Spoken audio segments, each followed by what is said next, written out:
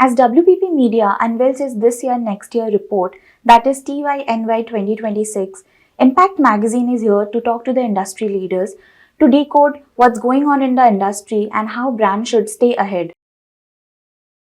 Ashwin, firstly, tell us what this year's report says the biggest opportunities and challenges are there for the brand. Anything that they should be aware of?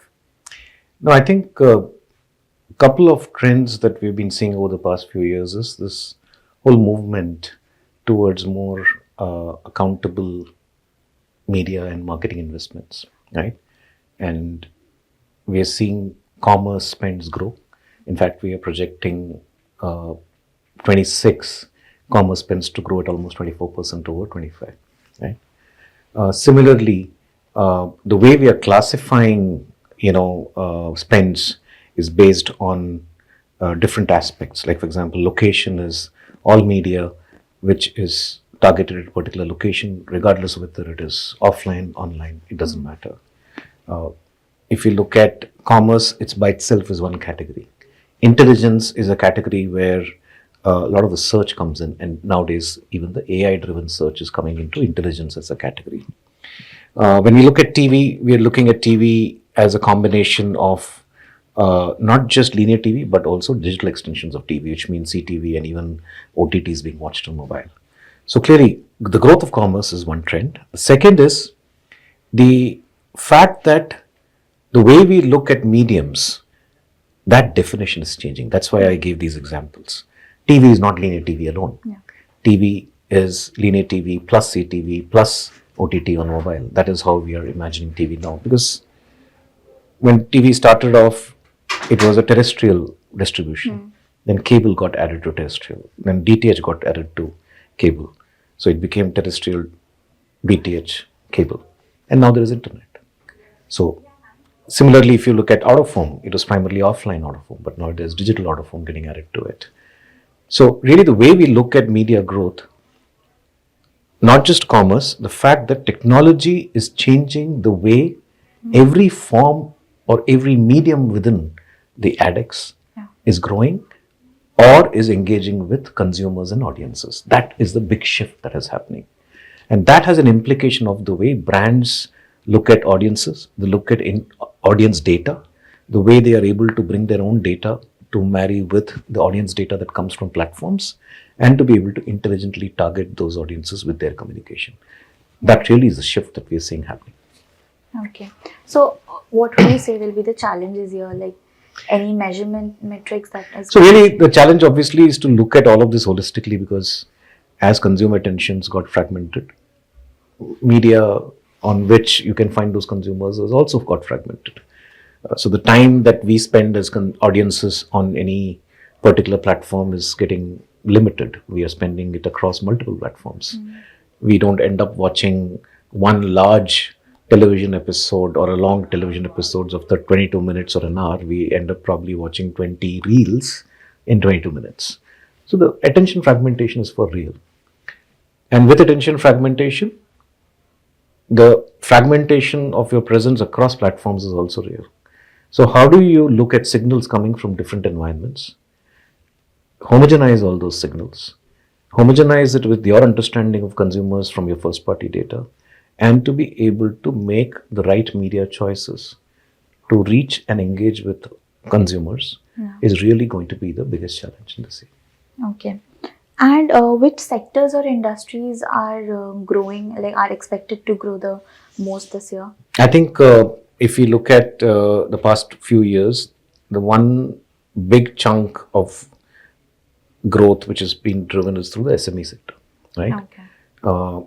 And a large part of our advertising growth over the past few years has come from this sector, because growth can come from same clients spending more money, or it can, from an AdEx perspective I'm saying, or it can come from the number of advertisers increasing.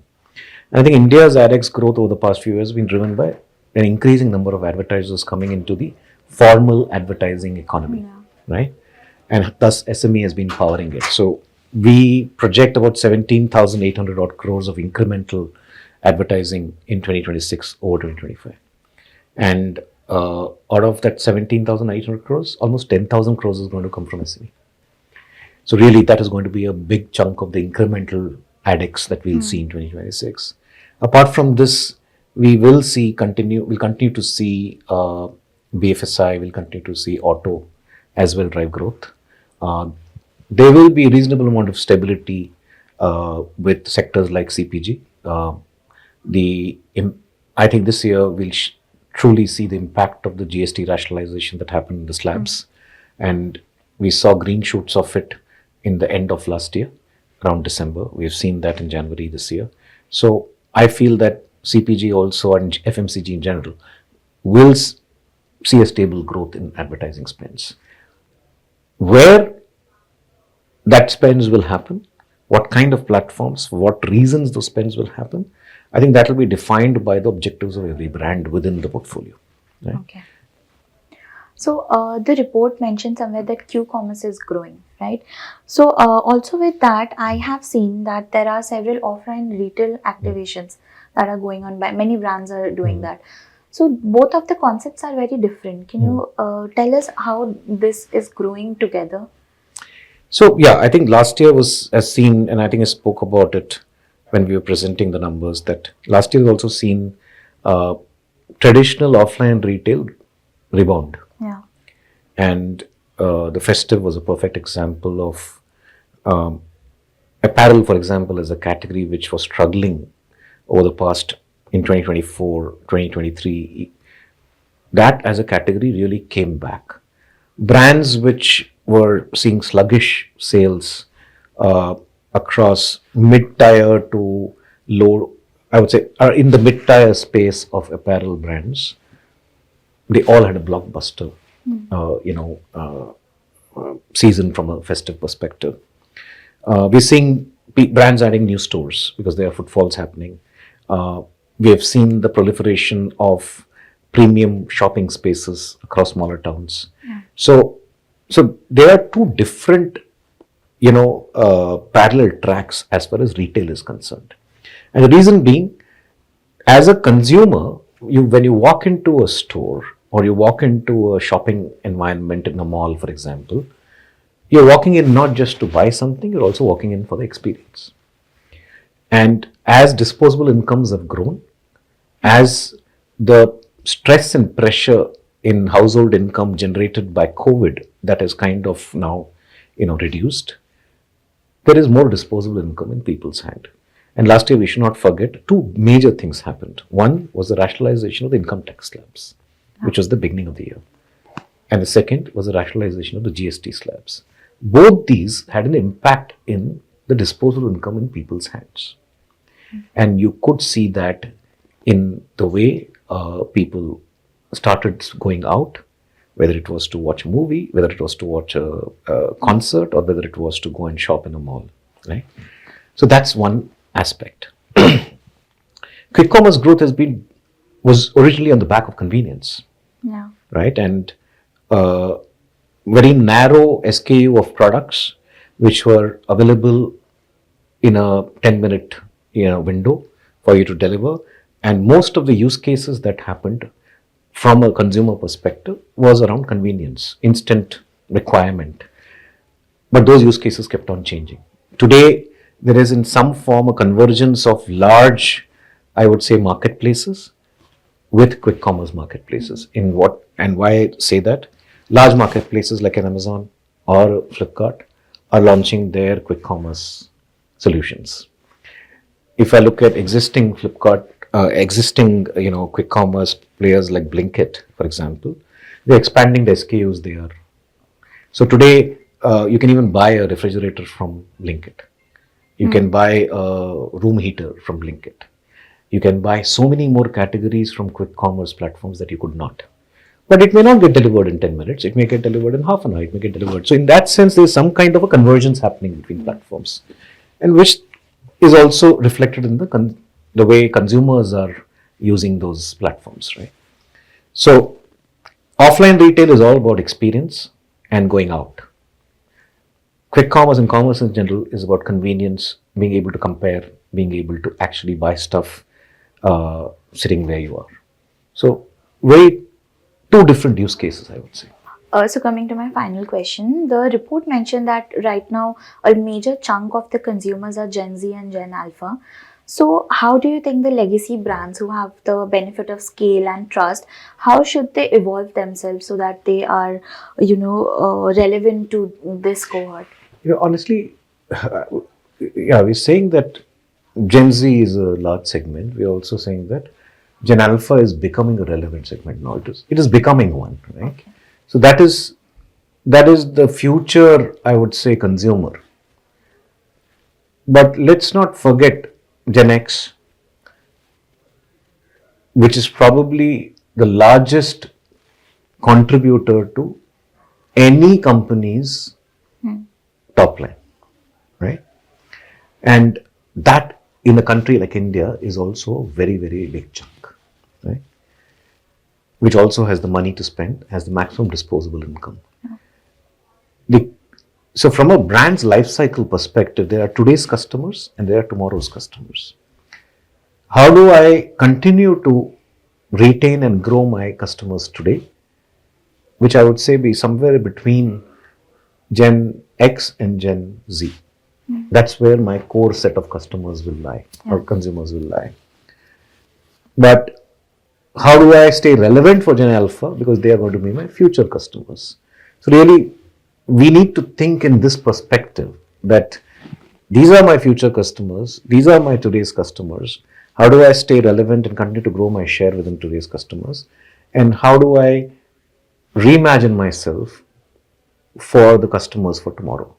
So really, I don't need to pivot away from my existing customers, because existing customers are also the customers who have the maximum money in their pockets, right? So I have to safeguard them. I have to grow there, in fact. Welcome, Upali. Hi. Thank you to speak to Impact Magazine. So, firstly, tell us this TYNY report of 2026. What is that one blunt truth from the report that the brands need to be aware of?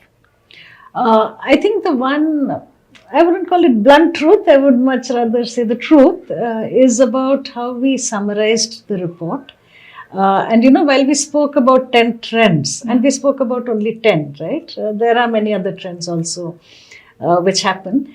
I think the most important point, what we were trying to drive is synergy, right? That brands shouldn't be present on any of those in isolation.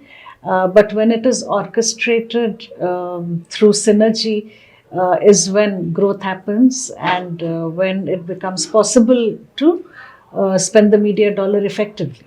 So that is the one big truth, is that a lot of trends happen, but how do you drive synergy and how your brand leverages those? Okay. With synergy, we can also take an example of a 360-degree approach by many brands.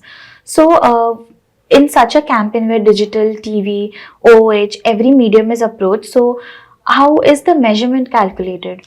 Yeah, a very, very, very interesting question. Okay, so firstly, now there's a difference between 360 and synergy. Okay. So for example, you can say I'm present on TV, I'm present in print, I'm present on out of home, I'm doing an influencer program, and that is a 360, right? But synergy happens when there is a relationship happening between all four of them. Okay. So I'll give you an example. So and really the bedrock of that often is data. And I kind of spoke about data portability as well, right? So let's say as a consumer, right? If I know that I am searching for something, right? And then I'm going to a site to shop for it, okay? Versus, let's say, what I'm watching on my phone. And if one can connect those things and identify that and craft messaging accordingly, right? Yes. It has to be in the right context and needs to meet me as a consumer in the right place. So that is synergy, on how you draw the relationships between all of those things. Coming to your question on measurement, there are individual measurement systems which have been there for many years, right? TV has a measurement system, print has a measurement system. I think there are 2-3 ways. There can be a top-down approach and a bottoms-up approach, and I think both need to exist. So for example, one way which marketers have often looked at are through econometric modeling, right? To say, I spend this much on TV, this much on print, so how much attribution is coming to sales or market share or awareness, whatever it is that we want to achieve, right?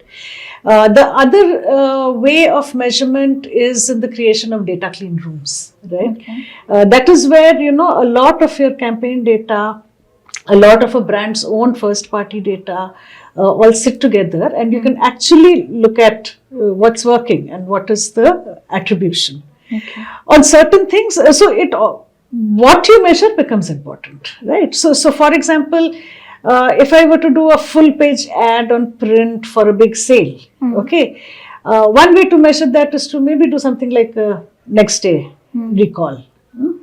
So there are multiple things. There are campaign outputs, then there are lead indicators, then there are lag indicators, and all of them need to kind of come together to define a measurement system. Another thing that the report mentioned is that right now regional marketing or micro trust is going to get significance. Correct. So with that, can you tell me why is the reason regional marketing is gaining that importance? And with that, I also want to know, is mass campaign or nationwide campaigns are not working that good now? No, it all goes back. See, both exist again, Yeah. right? I think one of the things we said in this report is about the ands, right? It's not an either or, it's an and. Yeah. So there are times you need a national campaign, okay? And there are times you need to go really micro, and there are times you're doing both simultaneously, okay? So I'll give you an example. It all comes from what is the brand's objective, okay? Let's say if it is a mass product category and there is a new launch, and it's relevant to everybody, it's mass, right? I will go in for a national campaign, right? So because I want to just tell everybody that, oh, it's a launch, I'm here as a brand. So it's more from an awareness generation lens.